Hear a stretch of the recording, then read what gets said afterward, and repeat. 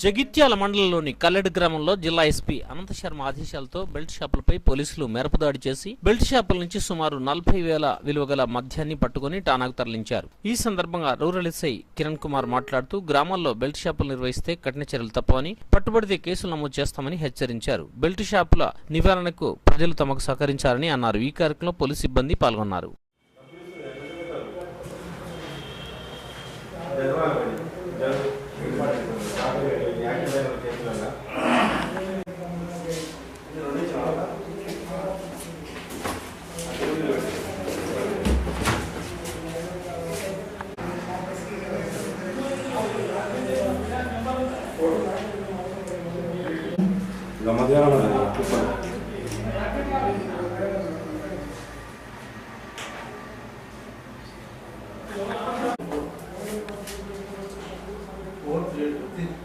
ఒకరం పోలేదు, ముగ్గురమైన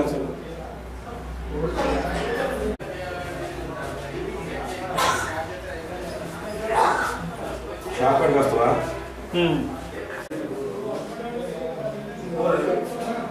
bottles 2 bottles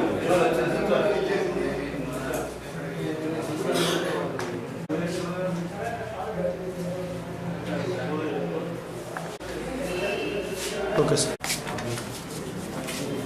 చిన్న విలేజ్లో గట్టిగా ఫస్ట్ నుంచి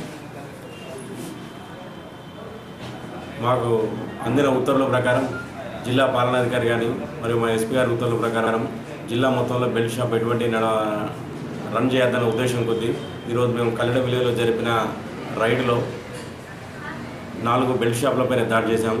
అందులో భాగంగా 40,000 రూపాయల వరకు విలువ గల మద్యాన్ని అక్రమంగా బెల్ట్ షాపులో అమ్ముకున్న వారిని తీసుకొచ్చి ఈరోజు కేసు నమోదు చేయడం జరుగుతుంది. అందరు ప్రజలకు తెలియజేయడం ఏమనగా ఈ రోజు నుండి తెలియజేయడం ఏమనగా ఏ ఊళ్ళో కానీ బెల్ట్ షాప్ అక్రమంగా నడిపిస్తే వారిపైన చట్టరీత్యా చర్యలు తీసుకొని వారిపైన కేసులు నమోదు చేయడం జరుగుతుంది.